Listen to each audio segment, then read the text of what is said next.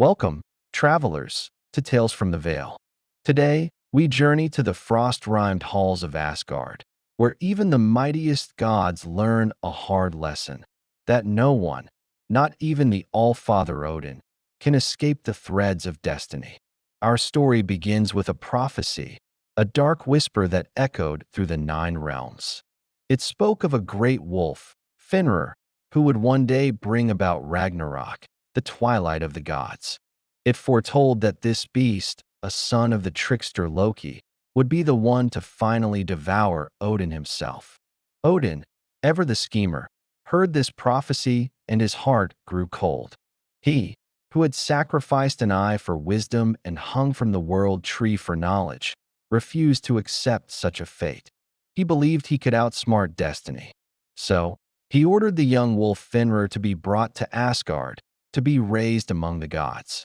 Keep your enemies close, he must have thought, hoping to tame the beast and alter its path. At first, Fenrir was just a pup, playful and boisterous. Only Tyr, the god of war and justice, was brave enough to feed the growing wolf. The other gods watched with unease as Fenrir grew at an alarming rate, his paws thundering through the golden streets of Asgard, his howls shaking the very foundations of their home. The prophecy no longer felt like a distant threat. It felt like a shadow growing in their own halls. Fear began to poison their hearts. Odin, seeing the untamable wildness in Fenrir's eyes, knew his plan had failed. He couldn't change the wolf's nature. So, he devised a new plan to bind him. The gods created a chain of immense strength, named Linger, and presented it to Fenrir as a game. "Let us test your strength, mighty wolf," they said.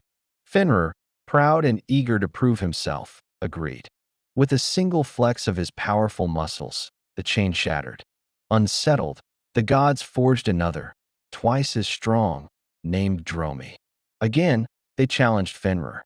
And again, with a mighty heave, the wolf broke his bonds, the links scattering like pebbles.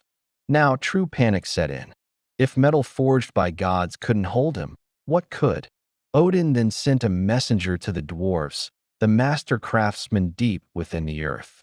He tasked them with creating a fetter that could not be broken. The dwarves, using their secret arts, forged a binding from impossible things: the sound of a cat's footfall, the beard of a woman, the roots of a mountain, the sinews of a bear, the breath of a fish, and the spittle of a bird. The result was Gleipnir, a ribbon as thin and soft as silk. When the gods presented this silken band to Fenrir, the wolf grew suspicious. "Why would such a thin ribbon hold me when great chains could not?" he growled. "There is trickery here." He refused to be bound unless one of the gods placed their hand in his mouth as a pledge of good faith. The gods looked at each other, their courage failing. They knew the ribbon would hold. They knew what it meant for whoever offered their hand. It was Tyr, the only one who had ever shown Fenrir kindness, who stepped forward. Without hesitation, he placed his right hand between the wolf's massive jaws. The gods quickly wrapped Gleipnir around Fenrir.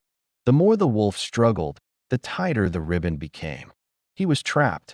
Realizing he had been betrayed, Fenrir snapped his jaws shut, severing Tyr's hand at the wrist. A great howl of rage and sorrow echoed across the land, but he was bound.